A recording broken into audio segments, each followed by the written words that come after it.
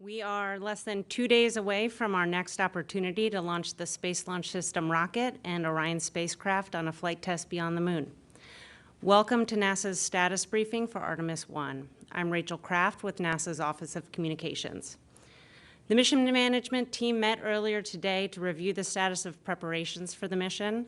Launch of the uncrewed Artemis 1 flight test is currently targeted for Saturday, September 3rd at 2:17 p.m. with a 2-hour launch window. Joining us here at Kennedy Space Center in Florida, we have several guests who will give us an update on the preparations and overall status. We have Mike Sarafin, Artemis 1 Mission Manager, John Honeycutt, SLS Program Manager, John Blevins, SLS Chief Engineer, Charlie Blackwell-Thompson, Artemis Launch Director, and Melody Levin, Weather Officer with the Space Launch Delta 45th. We'll start with a few comments from our guests, and then we'll take questions. For those of you joining on the phone, you can press *1 to be entered into the question queue. And I will also note we do want to keep our briefing to an hour today to give our guests some much-needed rest. So with that, Mike, let's start with you. Okay, well, good afternoon, and thank you for continuing to follow the Artemis 1 mission. If you recall, 2 days ago, we had a scrub following the August 29th launch attempt, and we needed a little bit of time to assess our risk posture headed into a subsequent launch attempt, and we reviewed that today as a mission management team. A little bit of time helped us work through all of the information that we gathered from the first launch attempt. And we worked through a number of issues, and we discussed our risk acceptance rationale for a subsequent launch attempt. If you require from our prior attempt, we had the tail service mast umbilical leak. We had a hydrogen leak in the tail service mast umbilical. Coming out of the last launch attempt, we met and agreed to do some work out at the launch pad. That work has been completed. We had an issue with the core stage intertank vent valve. That has checked out, and we do not consider that to be an issue. We also had an issue confirming that we were able to thermally condition all of the core stage engines within the required temperature limits as part of what we call the engine bleed. and we worked through that today. And then near the end of the launch attempt, we saw some cracks in the foam on the thermal protection system on the core stage at the intertank flange, and we reviewed that issue today. There was some incremental risk acceptance. As the mission management team, it is our role to review risk acceptance and then the flight readiness rationale. And then we also have requirements change authority following the agency flight readiness review, and we review any changes from the previously accepted risk baseline that we had at the agency FRR. And we did that today. Only 2 of those items required some incremental risk acceptance, and that was the thermal conditioning of the engines associated with the engine bleed, and then the core stage thermal protection system, the crack that we saw, specifically what is termed crack number 2 at the intertank flange, just due to the potential for debris transport, and then contact with the booster SEP motor. It's a low likelihood occurrence, but it is something that we considered an acceptable risk. So we reviewed our risk acceptance rationale and our overall risk posture, and we are setting up for a launch attempt on September the 3rd, Saturday, and we're comfortable with our flight rationale and risk acceptance there. In addition to that, we did have some late analysis come in associated with an off-nominal performance scenario where if we have, and this, we're not planning on this, but should we have a underspeed at the completion of the translunar injection maneuver, it shows that our trajectory would put us into what we call an eclipse violation, which is a power production issue for the Orion spacecraft. So as a result of that, it is specific to the September 4th launch opportunity. We agreed to take that off the plate. So we are, again, proceeding into our Saturday launch attempt. We're comfortable with our risk posture. That said, there's no guarantee that we're going to get off on Saturday, but we're going to try. And the technical teams have put in a tremendous amount of work in a very short amount of time to get us here. And again, thanks to the work and the effort that they've put in. So with that, I'll pass it back to you, Rachel. Okay. John Honeycutt. Yeah, good afternoon. It's a pleasure to be here. I think when I talked day before yesterday, I mentioned that we had a lot of data to go look at. And so we had come out of the first launch attempt. We were unsuccessful on gathering the data that we wanted to gather for that, what we call the bleed kickstart. The team has done a tremendous amount of work starting right after the launch, even up until this morning and to the noon hour, leading us into the MMT meeting. What I would tell you is they just did an outstanding job nailing it flat, and we'll share some more of those technical details. But at a high level, we have convinced ourselves without a shadow of a doubt that we have good quality liquid hydrogen going through the engines, and there's no fuzz on that. We've also, through the course of analyzing the data, looked at 5 additional measurements that we can look at to assure ourselves that we are getting that quality data, and that's on the engine.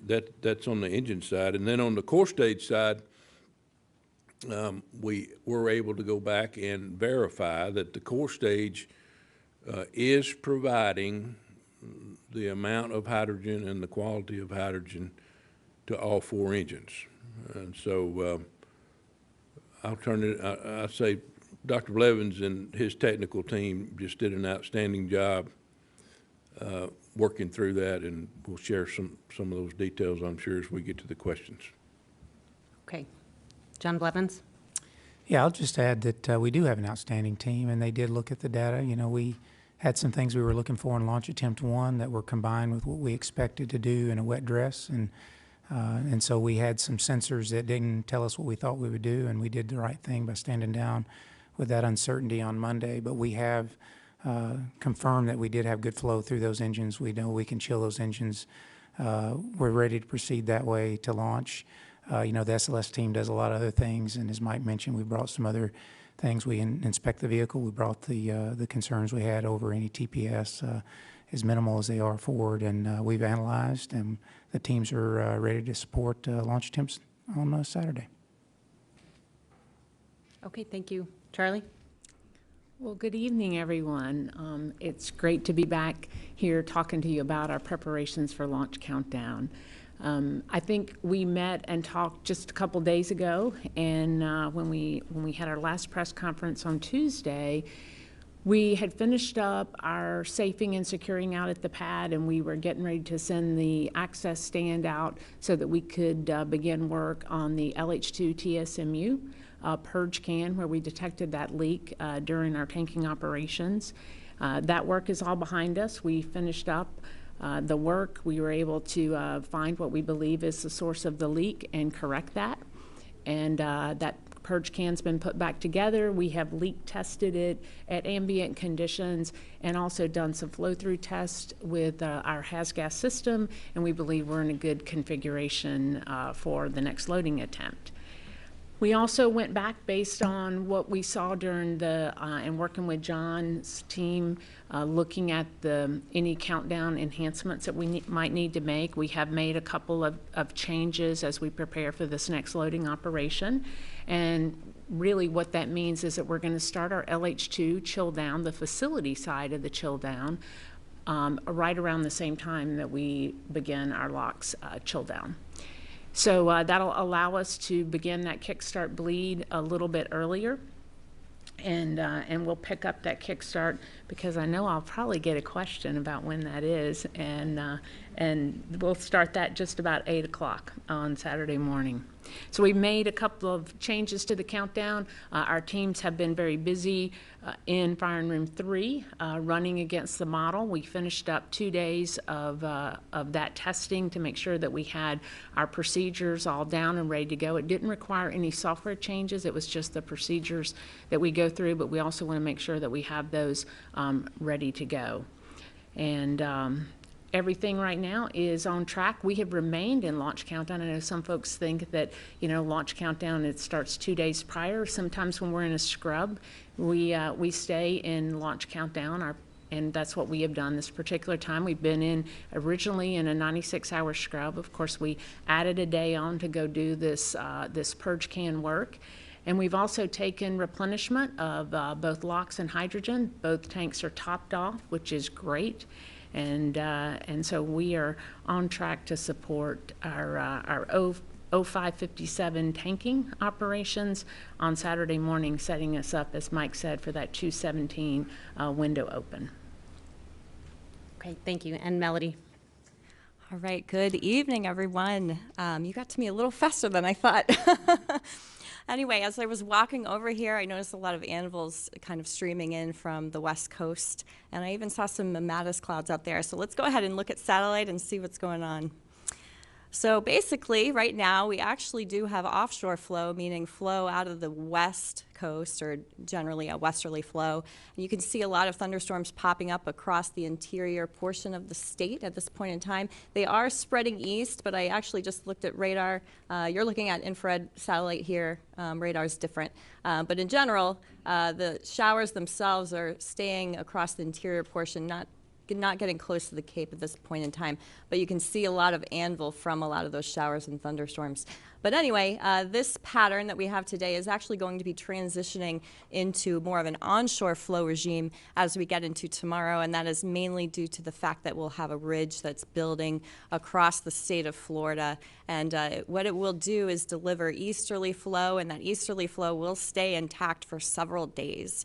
So that's actually normally pretty good news for us. It keeps our lightning risk a little bit lower than what we would normally see on a typical afternoon in the summer for Florida. So anyway, we'll move on to the primary launch window forecast. And with that, you can see I have a 60% go for the launch window when it opens up in the early afternoon on Saturday. Winds pretty steady out of the east at 8 to 12 knots, which if you want to convert to miles per hour, that is 9 to 13 miles per hour. I know there's some weather nerds out there that might pick up on that. But anyway, temperature pretty warm, as you can expect. It is Florida, 86 degrees. Our main concerns for the primary launch window will be the cumulus cloud roll and the surface electric field rule. So then we'll go ahead and skip ahead to the backup window, which is actually Monday. And that actually improves, the weather improves a little bit to 70%. And that's mainly due to the fact that the launch window is a little bit late farther across the interior portion of the state, giving us a lot of sinking air behind it in general. So basically the weather looks good. I wouldn't be shocked if there are periods where we are technically red for weather, but the bottom line is that I don't expect weather to be a showstopper for either launch window. So with that, I'll go ahead and pass it back. Okay, thanks very much. We will take some questions now. We'll take some questions in the room and on the phone line. A reminder to reporters to please limit to one question, and if you will state your name, affiliation, and who you're addressing your question, that would be a big help. So we'll start with Marcia Dunn. Marcia Dunn, Associated Press for either of the Johns. It sounds like a bad sensor then. Is that your best hunch? And could it be anything else besides a bad sensor for the Monday's situation? And what would happen to an engine if the fuel wasn't cold enough at ignition? Would it just crack? Would it burst? Something else? Okay. Yeah, I can start, and then I'll let Dr. Blevins add in. Yes, we do think we know we had a bad sensor. That was our challenge early in the week, where we could not make the physics of the system line up to what we were seeing with that one sensor. So since then, we've had time to go back and look at the data and compare many sources of data and do some independent analysis that confirmed it's a bad sensor and we're getting good quality propellant through the engine. And so your question on the engine is,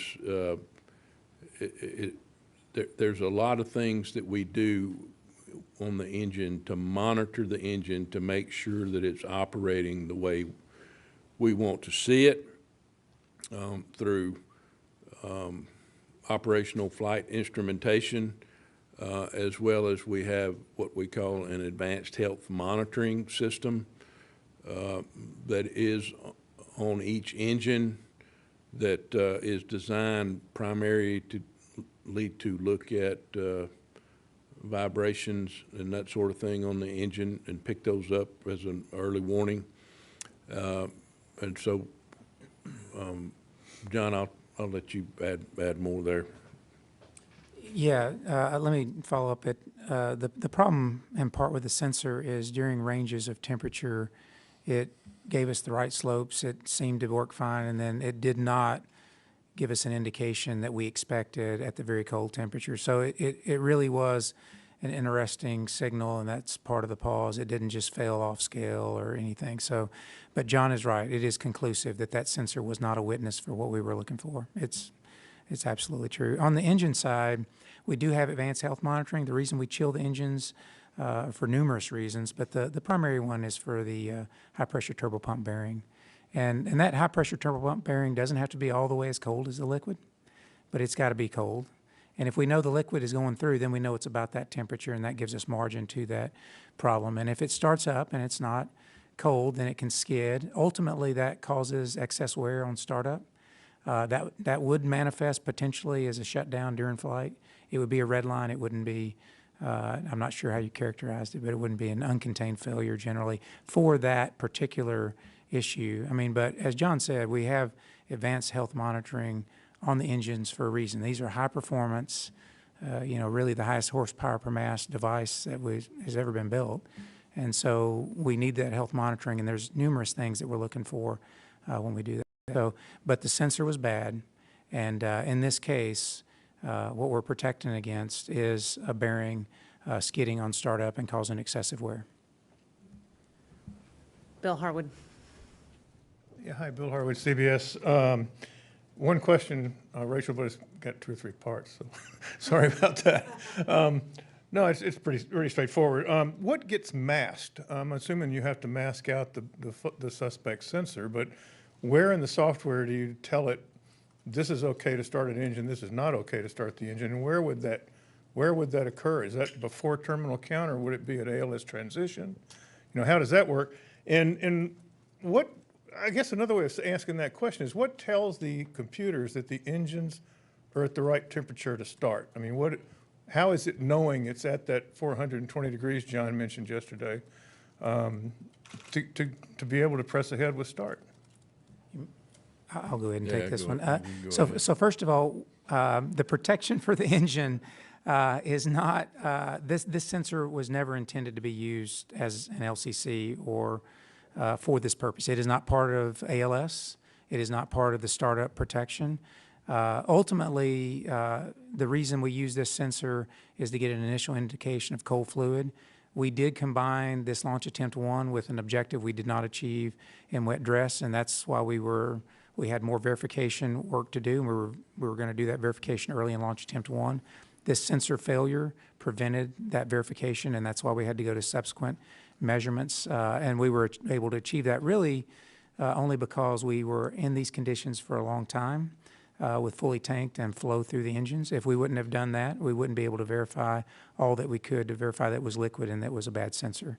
But ultimately, the protection for the engine that's in ALS are temperatures and pressures, but they're not the one long chill of the engine. If you reflect on the last answer, it was that, you know, we're trying to chill the engine to get a bearing cold that we don't measure. And so that's buried inside of part of the engine. And so we count on a certain amount of mass flow for a certain amount of time in order to ensure that that bearing is cold. We did that during shuttle. We've done that during the entire program that used formerly the Space Shuttle main engines and now the RS-25s. And so that verification is a process verification we just didn't achieve in WDR4. That's why we were using this measurement. It's not part of ALS, so there's no masking in the computer software. All the normal protections are in place. We added an LCC. I asked Charlie to add an LCC for this verification because we didn't receive it in WDR4.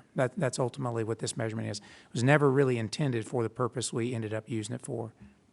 Temps during chill down wouldn't play into whether or not to start an engine. They are what No, they are. there are other temperatures that verify the liquid at the interface to the turbo pumps that were ready to go and other skin temps. This one was used as a witness for the bearing chilling for a certain amount of time and is not strictly relevant to the startup conditions. Yeah, and John mentioned something that I want to pile on a little bit on. It's he talked about what we learned in shuttle, and we did this engine conditioning through process control. And so I think I'd gotten a question about the difference between shuttle and SLS earlier in the week, and you know, we had those recirculation pumps on the shuttle where we took that warm, we took the heat out of the engine by circulating the hydrogen through the engine and carrying it back into the hydrogen tank to boil off, and so we're in the same situation here where we want to use our process control to assure ourselves that we're delivering the propellant quality that we need to the engines. And so, you know, we had that process control on shuttle for these engines. It worked fine. We validated that process control when we were at Stennis for the green run, and our plan was on Monday to validate that for this vehicle with the configuration that we have on the launch pad. I talked to you relative to the differences between Stennis earlier in the week and the launch and what we have out at the launch pad. All those are still in the direction of goodness. We've got a bigger vent line on the ground side. It's insulated, which means we could flow more through that line. and our bleed system and our relief system is bigger than we had at Stennis. So all that still holds true. Okay, we'll do, stick with the front row here with Stephen. Stephen Young with Spaceflight Now for Charlie. We're so used to seeing views inside the LCC, and on Monday we saw nothing, and your team was working so hard, and there's so much interest in this mission. I'm wondering, why are we not seeing any video in our isolated feeds or on NASA TV from inside the firing room? Yeah, there will be views from the firing room that will be mixed in with all of the coverage. Okay, Marcia Smith. Marcia Smith, spacepolicyonline.com. I'm curious what the other launch. You have the flight termination system battery that you have to come back to the VAB to swap that out. Are there other limiting factors? How many times can you tank and detank? How many times can you give this a shot? Yeah, I'll take a first crack at that one. Physics is one of the key limiting factors associated with the sun, the Earth and the Moon position relative to what this initial configuration of the Space Launch System rocket is capable of with the interim cryo propulsion stage. So we lose our ability to fly into a lunar intercept after September the 6th. And that's one of the key limiters. There's also the flight termination system. It's essentially a reliability check in the interest of public safety. And I don't know, Charlie, if you have any others to add on that, but those are kind of the key drivers at this point.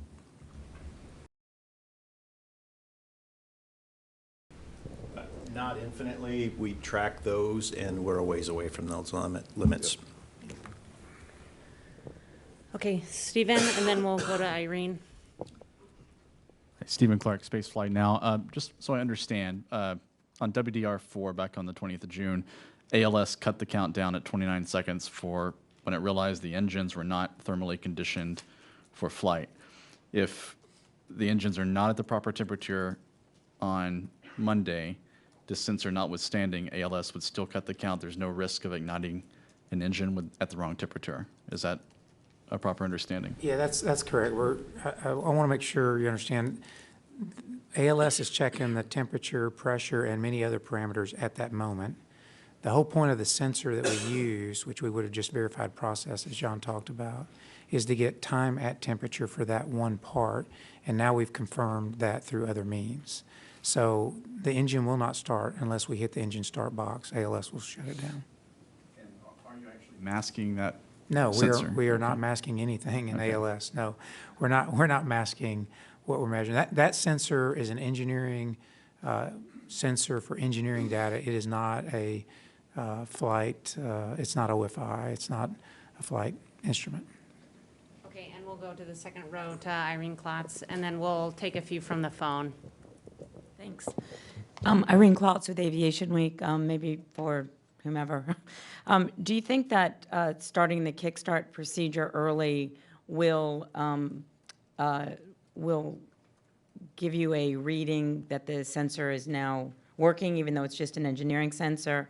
And do you think that just because they're engineering sensors and not the fidelity that you have elsewhere in the system and in the ALS software, that that's why the other engines were not quite cold enough either? Yeah, let me take that.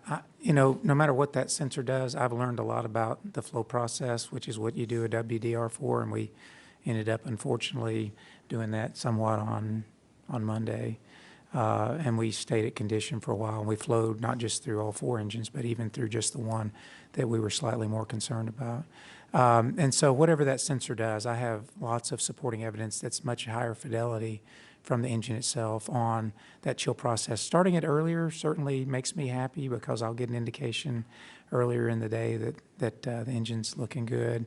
And time at temperature, as I told you, is what achieves a good bearing temperature, so we'll do that. As far as the other three temperatures, They're extremely consistent with saturated liquid temperatures. And, I think a lot of people have talked about those temperatures being off. In the case of Stennis, we had those three temperatures, and we defined what saturation was by what we measured at Stennis because we knew we had saturated liquid in the core stage green run. And in this case, if you're able to go back and take a look at that data, you'll see that they were at saturation temperature. So they may have been 1 to 2 degrees Rankine away from what we expected or what we saw as a witness prior 18 months earlier at the core stage green run. But they are consistent with saturated liquid, so there's no question that the engines receive saturated liquid. And quite honestly, normally, you would have done a WDR and you would have a few weeks to review that data, and there wouldn't have been that comment about it not reading on all these sensors and that kind of thing. We would have used all the evidence, and we've compressed that time, and we've got very good evidence, as John has said, that there's no question that we had liquid flow through that engine. And now we have other witnesses, and we'll use the data we have available when we do the kickstart procedure, and we've got lots of data in order to confirm that we start that liquid flow process. Thanks. Okay, and we'll go to the phone and take a few questions from there. We'll start with Michael Sheets of CNBC. Hi, everybody. I believe my question is for Mike Sarafin, but it's most specific to the amount of risk analysis you're looking at for a Saturday launch attempt. Based on the data that you've seen so far, given that this is supposed to be a full demonstration of the system, if there were astronauts flying on board this mission, would you still be launching based on the parameters that you're looking at, or are the risk analysis that you're considering different than if you were, launching the Artemis 2 mission?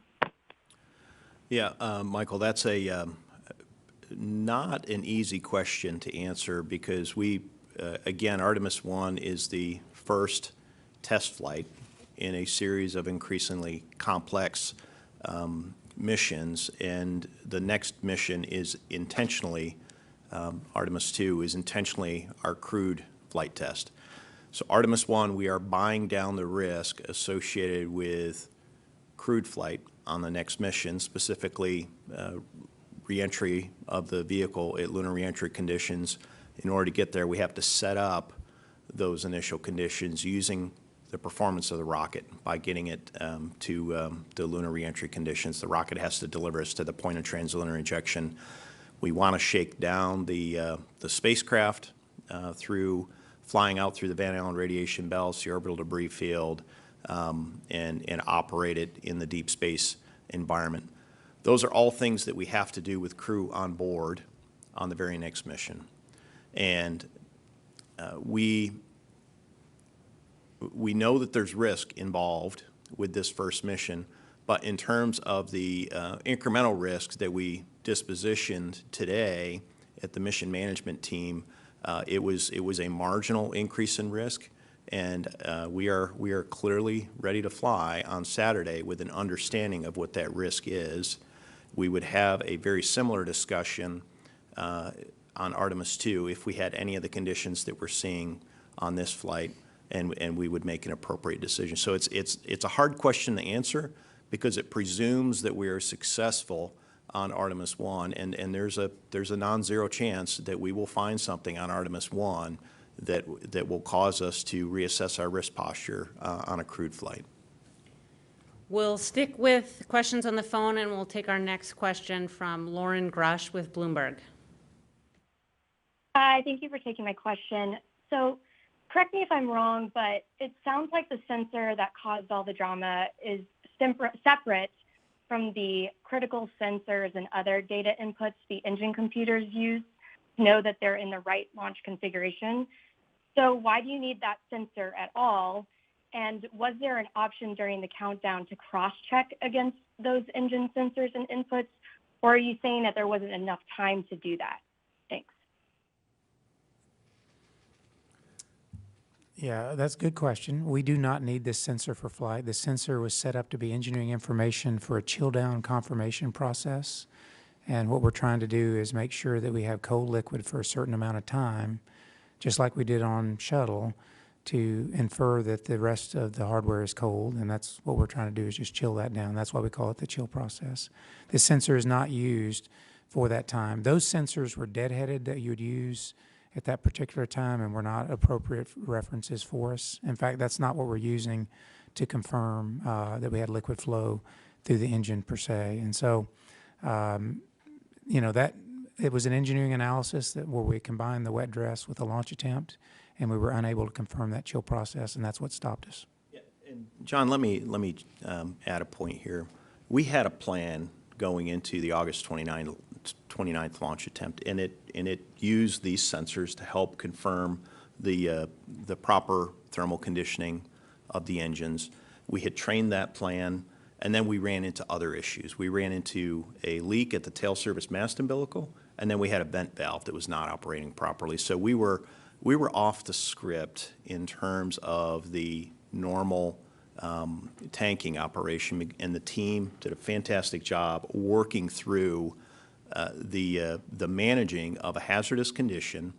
And one of the worst things that you can do when you find yourself in a hazardous condition is just go even further off script and to deviate and get into an operation that you're not prepared or trained for. So the team did absolutely the right thing on the 29th, and they knocked off the operation, and they knocked off the test, and they got us into a safe configuration, and then they spent the last couple of days reviewing the data.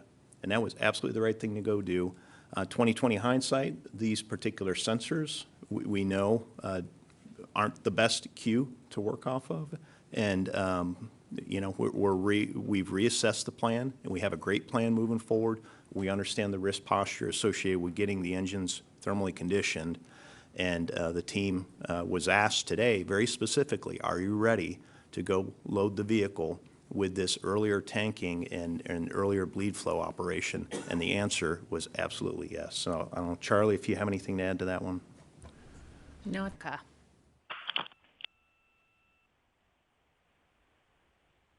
Hi, thanks for doing this. That was great, Mike. Thank you. I'd like to take another crack at a question I think Marcia was trying to ask earlier. Based upon comments we've heard during earlier briefings, it does seem like there's been some mild concern about the shelf life of the stacked Artemis 1 rocket. And I guess what I'd like to understand is, are there wear and tear issues that you've mentioned on the rocket? You know, Marcia asked how many cycles were left in the core stage propellant tanks, and, you know, and just wondering, like, are you feeling some urgency to get this rocket off in the next month or two, or are you good in the configuration you're in now for quite a while? Thank you. We're good in the configuration we're in for a while. As I alluded to earlier, you know, I'm not going to give you an exact number, but I know we're well into the high double digits on additional tank cycles. As far as worrying about things with the rocket sitting on the pad, there are probably more little things like we see cracks in TPS and that sort of thing that we have to go analyze to clear. You know, but the big thing we want to avoid is rollbacks to the VAB. Those are the things that Dr. Blevins has told me will put more stress on the vehicle than anything else. Now, that said, we've still got rolls left in the vehicle, but we want to watch that and manage it. Do you want to add anything, John? I'll say we track all life-limited items. We watch that very closely. I don't have any concern on the pressure cycles of the tank, just as you said, John. We have numerous cycles left, and that's to a good margin of safety. I do like to protect the rolls because they're complicated, and they affect every part of the rocket, but we have plenty of rolls left at this time, too. Okay, one more on the phone, and then we'll come back in the room. Joey Roulette with Reuters. Hey, thanks. My question was asked. Okay, we'll come back in here in the room. We'll go there in the second row, Jeff Faust. Jeff Faust, Space News. For Mike Sarafin, quick question. If we do launch on Saturday, what is the length of the mission? And do you have to do any changes to the mission plan if it's shorter than 42 days? Yeah, Jeff, that's a great question. I will confirm it here, but I believe it's a 37-day mission with the splashdown on October the 11th. In terms of changes to work, obviously, you launch a day later. You have to schedule your satellite coverage and your deep space network coverage. You have to issue a whole host of notifications, and some of those are to aircraft that are going to be taking observations of the vehicle during launch or during splashdown. We've notified the Navy that's providing our recovery assets. We've notified the FAA via the Eastern Range for notice to air missions. We've notified the Coast Guard for notice to mariners for any boats that are out there, for the splashdown locations of any of the jettisoned items, but also of the end of mission locations. So there's a whole host of things that the team works through to replan, and all of those notifications, but also products have been pre-planned ahead of the mission, and the team has pulled those off the shelf. They're putting the final touches on a lot of those things, and the process is flexible enough to handle that, so we're not concerned with any of those items. Okay, we'll come back here in the front row, and then we'll move over to the other side. Right here, yep. Chris Gephardt with NASA Spaceflight. I think these are both for Charlie. How many cutouts and colas do we have for Saturday's window? What's the longest one within there? And starting LH2 chill down on the ground side a bit early, starting to bleed a bit early, that sounds to me like you're going to lose a little bit more to boil off and a little bit more to bleed. Where does that leave you on the LH2 margins for the day? I know you have to top off the tank afterward, but like on launch day, where does that leave you for the 2-hour window? Let's see. I'll start with the colas and cutouts. So I probably have a report that's in my email. We get those at L-2 day. So I haven't looked at it specific to our next opportunity, but I can tell you that for our previous opportunity, we had somewhere in the neighborhood of about 30 to 40 cutouts, so it's a fairly significant number. Most of them are really short, just a couple of seconds long. We did have a couple that were a little bit longer, maybe on the order of a minute or so. But I can absolutely get you a specific number. And then, let's see, what was the second part? Yeah, so starting the LH2 chill down in the bleed, yeah. Starting it earlier. So we went off and analyzed that. You're absolutely correct. If you start it earlier and you start the bleed earlier, you're going to consume more. And we did go off and look at that, did the analysis. We will be able to support the entirety of the window, but we will have a little less margin in the tank when we're done. Okay, thank you. We'll go here next. This question is for Mike Merfing. My name is Ada Monzon, Guapa TV, Puerto Rico. Can you elaborate on the plan of next launch windows? Even if it's not next Monday, then what are the choices or the opportunities even by the end of the month or by October? Yeah, it's a great question. And for Jeff, I did verify that October 11th is our splashdown date, and it's a 37-day mission. So in terms of mission availability, we do have a reservation with the range for September 5th. So if we do not launch on Saturday, we'll be looking at a afternoon launch on the 5th. The 6th is in play. It's a fairly short launch window on the 6th of September. Should we not tank on the 5th, we may elect to move to the 6th. Once we get past the 6th of September, September the 19th is the earliest from a physics-based standpoint that we could pick it up. And then that launch period ends on October the 4th. Obviously, we would need to account for when did we roll back to the vehicle assembly building and what that looks like relative to where could we pick it up. We would also have to assess why did we roll back to the vehicle assembly building? Did we just simply not get lucky with weather and we had to roll back and check out the flight termination system again? Or was it a technical issue that requires access to a very specific part of the rocket? We would have to look at how long does it take to gain access, the availability of spare parts, or any any reason that we would have rolled back. So there's a whole host of variables in there, but that gives you a sense of kind of the relative time frame. Okay, let's come to the other side of the room here. We'll go to Ken Kramer. Hi, thank you. Ken Kramer, Space Up Close. For Charlie Blackwell Thompson, please, can you talk a little bit more about the liquid hydrogen work you did on the purge can? How did you discover it? What did you do to fix it, and how do you determine it was fixed? Thank you. So, after WDR3, we also had a leak in the purge can, and while you never want to have a leak, it did give us an opportunity to really do a very close examination of what caused that leak.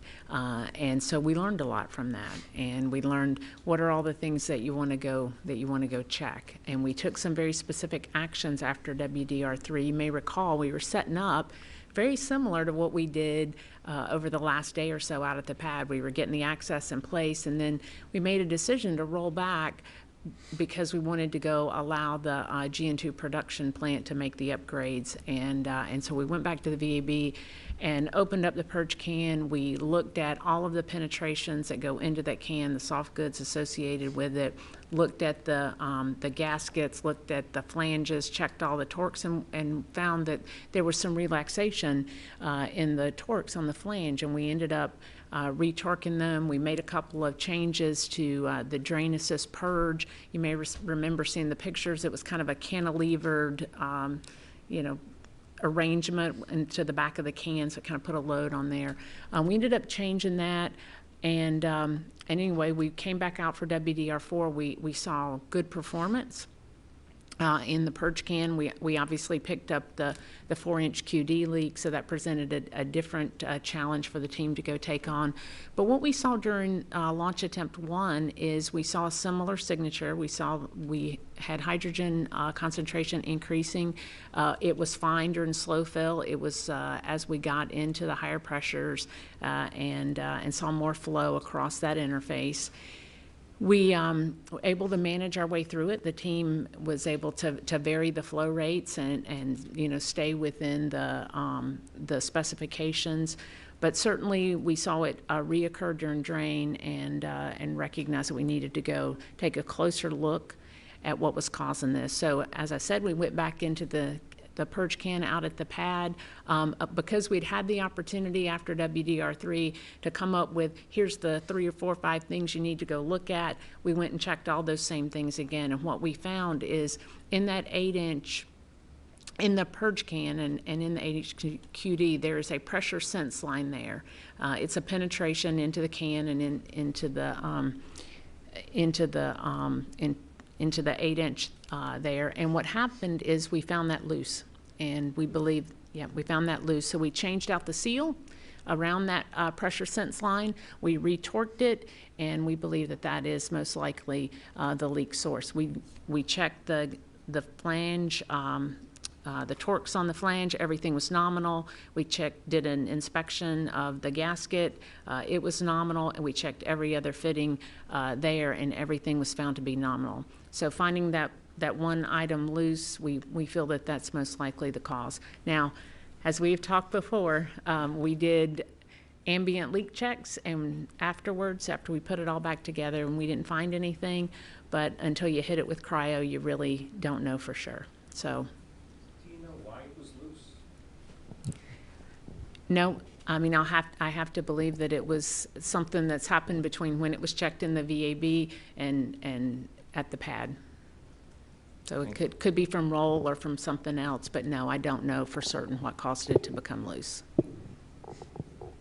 Okay, we'll take here in the black shirt. Hi, Michael Grushko, National Geographic. This is for Mike Sarafin.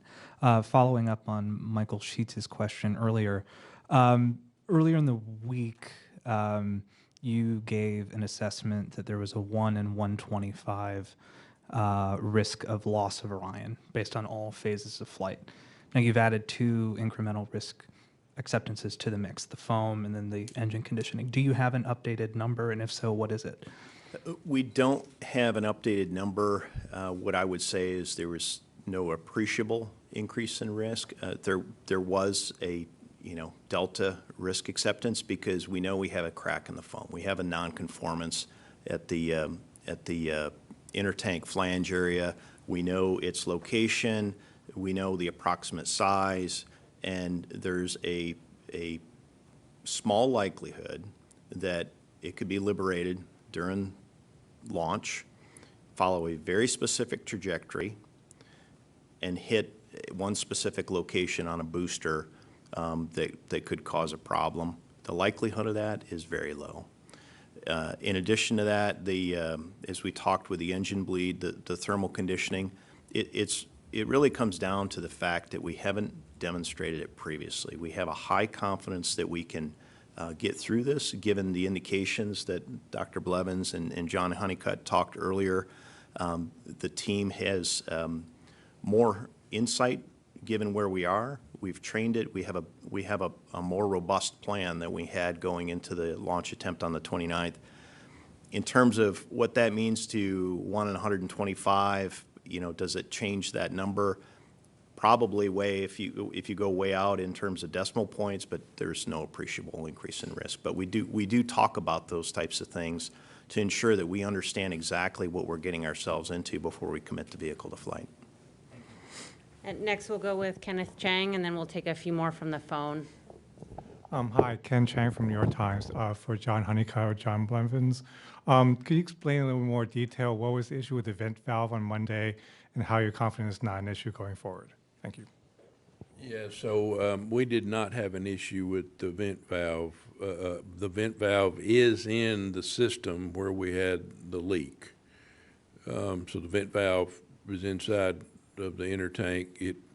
It goes to the intertank structure, and then there's an umbilical there that vents out to the ground, and so the team saw the leak there. So it's probably better for Charlie to answer that one.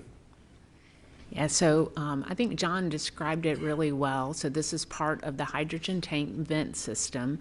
Goes out the umbilical arm, very similar to when we talk about the TSMU, right? There's a ground side and a flight side plate there, and the leak that we picked up was in that particular cavity. What we believe happened is, as we have seen with QDs or quick disconnects before, is when you change the environment on them very rapidly, sometimes you will see a shift in the seal.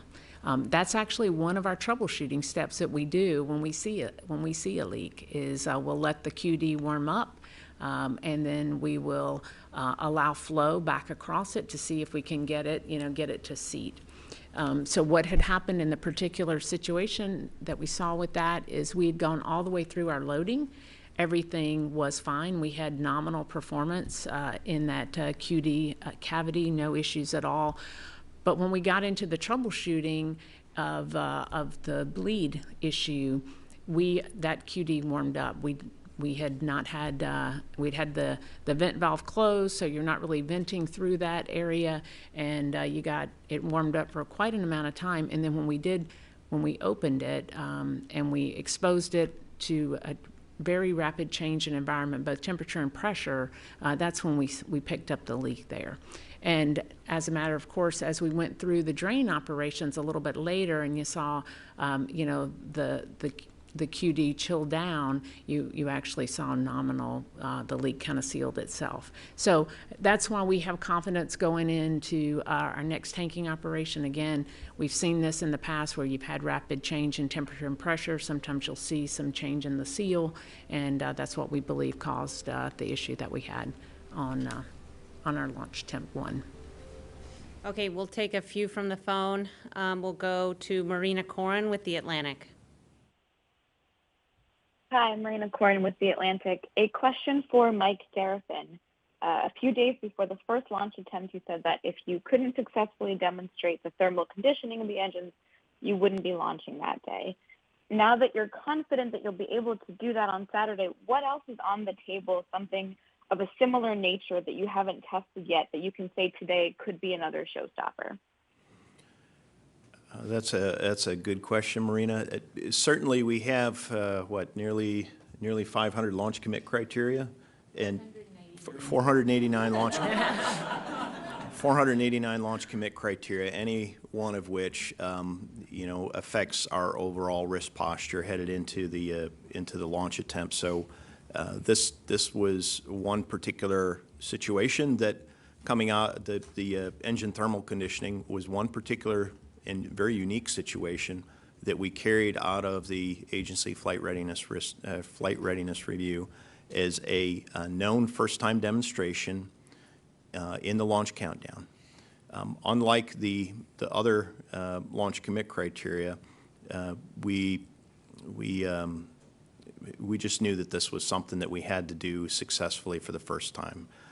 The other launch commit criteria, obviously we've got to meet those or we get into elevated risk acceptance, and we do reserve the right to do that, but it would have to have adequate flight rationale. So, things like weather and a whole host of other criteria are part of our launch commit. So we will wait and see what the conditions are, and we will go when the vehicle is ready and we understand the risk posture. Okay, we'll take another from the phone. We'll go to Ramin Skiba with Wired. Hi, thank you. My question was answered, but I'll ask something else. I guess this is for Mike Sarafin. I was just curious, will the Vice President or any Congress members or celebrity guests be in attendance on Saturday? Obviously, Artemis 1 and this initial launch of the Space Launch System rocket and the Orion spacecraft around the moon is gathering and garnering a lot of attention nationally and internationally. We will have VIPs here. I don't have specifics on who the VIPs will be, but I would be surprised if there were not congressional stakeholders here. Okay, and we'll come back to the room here. We'll go here in the hat. Kristen Fisher with CNN. I've got one more question about the bad sensors, so I think this is for one of the Johns. But I just want to try to simplify it a little bit. Given that you have confirmed that this is a bad sensor now, is part of the plan, is part of the risk posture for this second launch attempt to simply ignore it? Yeah, let me answer that. It's not a risk posture per se, because what we always wanted to do is confirm that we could get liquid in for a certain amount of time to chill the engine, and now we've confirmed that. So we weren't going to use this instrument for that purpose once we confirmed it, and now we've confirmed it. So I don't know, to me, if I would call that an increased risk posture going into launch. I think the risk that remains is that we haven't gotten to our first launch of the program yet. I guess what about ignoring it? What's the risk in ignoring that sensor? Is part of the plan, is one of the things that you all could do on launch day is just to ignore the sensor, the bad sensor? Would you just ignore it? Yes, we will. Okay. Thank you. Yeah. Okay, we'll go in the next row back. Manuel Masanti from Debate. So if you can ignore that sensor, can you ignore the other three? So you have one sensor per engine, right? Yeah, there are 3 more sensors. So can you ignore the 4 of them? We use those to make sure the initial flow looks cold, and we're going to try to take a look at that. We have other witnesses, and we know those witnesses well now that we've done this test. And so, I won't say that we're ignoring them, but I will say that we have witnesses. What Charlie's doing for the engines is early in the count, and we will have sufficient time to verify we've got good liquid in the engines, regardless of what any of those sensors do. Okay, we'll go back and take a couple from the phone. Next up is David Curley with the Discovery Channel. Thanks very much. Honeycutt or Charlie, what are your tolerances? What is the margin? I asked this a couple of days ago. When hydrogen's coming out into the vent tube, what temperature should it be at? If you're trying to get to minus 420, what it should be at? And Sarafin, big picture, we're in the weeds here. We're Thursday after a scrub going into the next launch. What do you think and how are you feeling? Temperature. Yeah, what we're looking for roughly is, we're looking for saturation temperature, and that's a function of pressure, and it's around minus 420 F, as you mentioned. I'm not